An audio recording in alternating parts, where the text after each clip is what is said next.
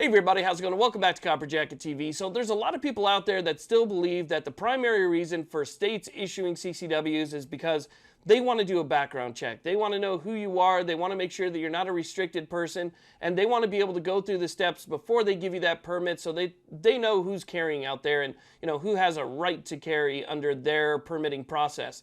That's not the whole story. As a matter of fact, there's something bigger at play here. A recent article in Bearing Arms showed one of the real reasons why permits are still issued in these so-called conservative states, and pretty much every other state that offers a permit as well.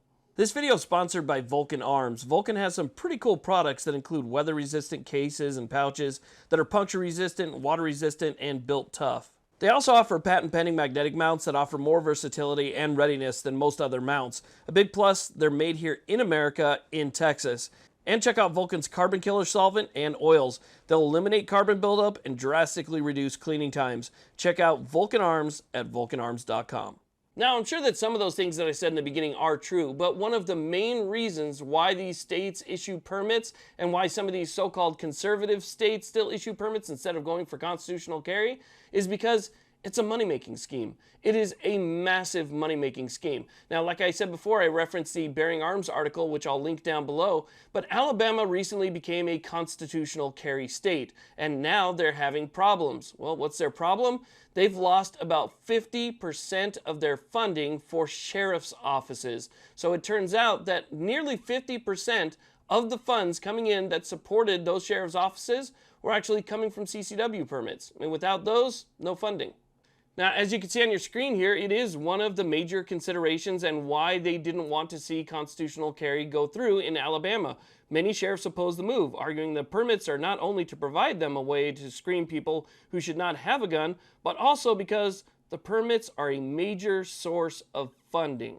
Now, we're talking about 50% of the budget in Alabama, and that's considering the fact that people still get permits. Not everybody is just constitutionally carrying. There's people out there who get permits because they travel, and while they travel, they want reciprocity with other states. Other states don't have constitutional carry, and the only way to get reciprocity is to be able to show a permit, so they can still carry in that state. So there's still people getting these permits in states like Alabama, so there's still money flowing in, and even with that permit money flowing in, we're still talking about 50%. So this is a massive money-making scheme. I started thinking about it in terms of where I live here in Las Vegas. If you go to get your permit in Vegas and you go down to the local police station, there's always a line. I mean, there's always been a line. As a matter of fact, there were so many people that have been applying that they decided to do it by appointment only, because it was always people there the entire day, and if you didn't make it in by the time that particular office closed, you didn't make it in. You had to show up again at 6 o'clock in the morning the next day,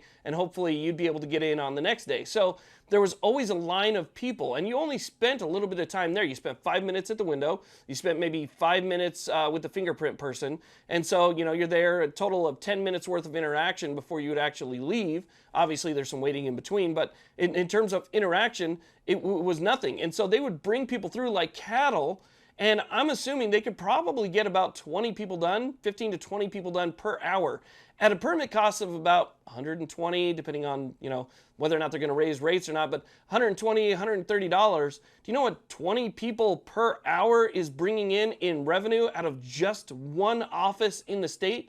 Granted, these are state permits, so if you get one here, you can also get one up in Reno, you can get one in every county in Nevada, and if we're just counting those hours down and how many people are going through per hour across the entire state, it's a massive number in terms of weekly, monthly, and annual revenue. And if you were to get rid of that revenue, well, that's going to be a major hit to your budget. So instead of getting constitutional carry, guess what? We're going to make you go through the permitting process, saying that it's because, we just want to know who you are and make sure you're not a restricted person and so forth. But in reality, it's just about the cash. That's what it is. The cash funds some major things. And so, while a lot of us didn't know that this was, all part of the plan, I think that Alabama showing such a major decrease in funding really kind of shows you that they were using that money for other reasons, just basically keeping these sheriff's departments open. So I'm curious what you guys think about that. If you wouldn't mind, leave a comment. Let me know what you think about the whole money-making scheme when it comes to permits. And I'd like to hear your opinion on it. I want to thank you all very much for watching. I really do appreciate it. Please like, subscribe. You guys have a great day.